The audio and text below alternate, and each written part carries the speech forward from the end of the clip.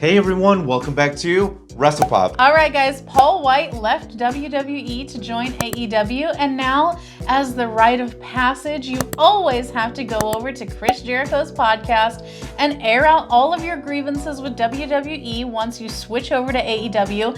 And he did just that, and he had a lot of things to say, but one really stood out in particular that we particularly loved. So it's a little lengthy, but we're going to read you out what he said, and it's kind of interesting. And after that, we'll discuss. I think it summarizes pretty much Paul Wight's career at the WWE, because he's been there, for 20 plus years? Mm-hmm. Yeah, so this kind of sums it up. There was a couple of business deals that I tried to do with WWE using my own brand, and it was incredible to me after 20 years of building a brand because they own the intellectual property. I wanted to do a Big Show burger. It would have been a half-pound patty, no antibiotics, no hormones, and anywhere in the US in 36 hours you can order it online. It's a great, humane, and everything done properly. So I went to them and said, hey, this is what I want to do. I reached out to Wolfgang Puck, and we're going to do a meatloaf together to promote it on an infomercial and stuff like that.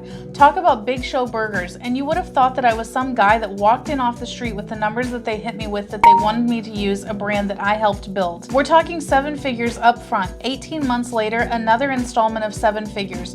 30-something% of profit. They wanted me to cough up 7 figures right off the bat, then 18 months later, another 7 figures. It just killed the whole deal for me. This is before COVID, but I wanted to get some food trucks, wrap them in Big Show burger trucks, and then at WrestleMania with fan access, I was going to cook burgers and sell them to fans and help promote. You know, the whole gimmick. It's fun to interact with the fans. It's fun TV. Here's the Big Show burger, but for whatever reason, the people that I were dealing with, it's not one of those things where I could have gone to Vince and been like, hey, what the hell? But it just turned me off so bad and put things in real perspective. So I just love this because when I was listening to this, I was thinking to myself, so I'm going to assume it's just like a raw patty or something like that, right? I guess so. And it's shipped frozen or something like that, or maybe in an ice, what is it? What are dry those? Ice. Yeah, dry ice or something. And it's supposed to be like the best burger you're ever going to have because no antibiotics and all this kind of good stuff. Mm-hmm. And I was thinking to myself, bro, why wouldn't I just go to the local restaurant that has something similar and just buy a burger from there? Yeah. Like, just because you're the Big Show, I'm going to buy it. Mm-hmm. It seemed a little goofy, this idea that he had. And I think what happened maybe is the WWE was approached with this idea and they were kind of like,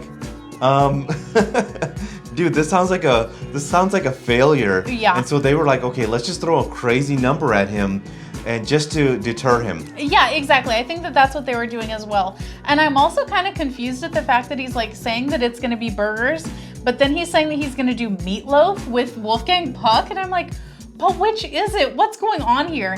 And I wonder if that's what WWE was thinking as well. They're like, what is it exactly that you're pitching us? Because the whole thing just sounds a little half-baked, honestly. Because you know how it is, the entrepreneur, God bless them, they really are passionate about this idea. They think it's going to be like $1 billion brand and stuff. Then they execute it and they realize people think they're nuts, right? Exactly. Because that's what it sounds like to me.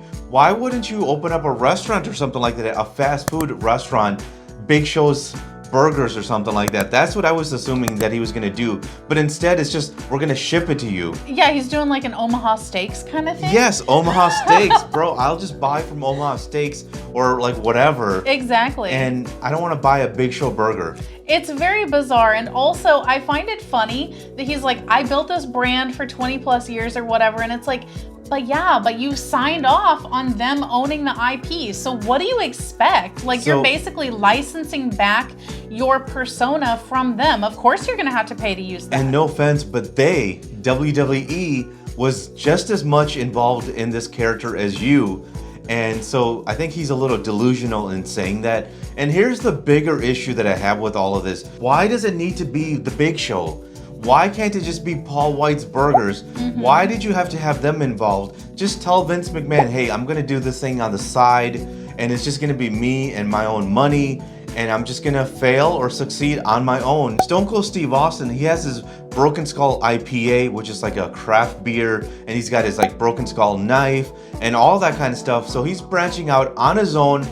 Why not like do the same? I have a feeling maybe it's that he wanted WWE to pony up a lot of the money. Yes. You know, and he didn't actually have his own money to invest in it, you know, the bulk of it.